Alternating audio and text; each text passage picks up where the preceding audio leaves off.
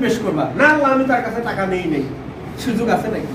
একেবারে 4G রেজুলেশনে তোমাকে video দেখাতো, এই যে এই পারপাস করে টাকা নিয়েছে। তখন আমি আর বলবো যে আল্লাহ ওর কাছ থেকে টাকা নিয়ে দেন, না হয় ওর কাছ থেকে সম পরিমাণ নেকি আমার আমল নামায় দেন, আমি জানাবো। তখন তুমি না দেওয়ার কোনো উপায় আছে? নেকির ক্যালকুলেশনটা কি তোমার কাছে আছে না আল্লাহর কাছে আছে? কর্তৃত্বটা কার কাছে আছে? সুতরাং তোমার নেকি কমে আমার কাছে চলে আসে। আমি কি বিষয়টা পরিষ্কার ভাবে বুঝাতে সক্ষম হয়েছি? কোরআনের একটা আয়াত আছে, রব্বানা ইন্নানা আমান্না ফাগফির লানা যুনুবানা ওয়া কিনা আযাবান্নার। হে আল্লাহ, আমি না বুঝে অনেক অন্যায় করেছি, সব গুনাহ আমাকে মাফ করে দাও। আজ থেকে সিদ্ধান্ত নিলাম আমি জীবনে আর অন্যায় করব না, যাবতীয় খারাপ কাজ থেকে বিরত থাকব। আল্লাহ বলছেন ওয়াদান আলাইহি হাক্কান ফিত তাওরাতি ওয়াল ইনজিলি ওয়াল কুরআন।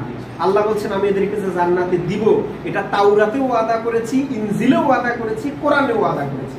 ওয়ামান আওফা বিআহদিহি মিনাল্লাহি ফাস্তাগফিরু।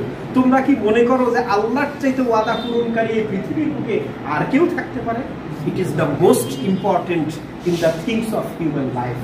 I like people who are intelligent because they can easily understand me. An intelligent man is able to maintain sound relationship with people in the society.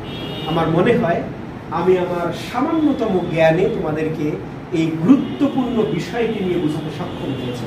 যদি স্রষ্টার সাথে তোমাদের সম্পর্ক বৃদ্ধি করতে চাও, তাহলে ছোটখাটো প্রবলেমগুলো থেকে আমাদেরকে বিরত থাকতে হবে এবং স্রষ্টার আনুগত্যের মাধ্যমে দোয়া করতে হবে, আল্লাহ আমি অতীতে যা করেছি মাফ করে দাও, ভবিষ্যতে ভালোভাবে চলার তৌফিক দান করো, তোমার ইবাদত ঠিকভাবে পালন করার তৌফিক দান করো এবং আমার কাঙ্ক্ষিত ইউনিভার্সিটি যাওয়ার মতো ব্যবস্থা করো।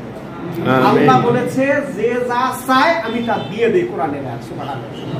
তাহলে তোমরা যদি সব ভুল শুধরে নিয়ে, তুমি যত ভুল করো তোমার বাপ মায়ের সাথে যে যে পা ধরে কান্নাকাটি করে ভুল করে মাফ করে দাও, কিন্তু তোমার আম্মু মাফ করে দিবে না মাই শুরু করবে, কোনটা বলো? সাথে সাথে মাফ করে দিবে। মায়ের চাইতে 100 কোটি কোটি গুণ দয়া আল্লাহর আছে। তুমি ভুল করলে আল্লাহ মাফ করবে না? এতটুকু বলেই আমি আমার সংক্ষিপ্ত বক্তব্য শেষ করছি। সবাইকে ধন্যবাদ।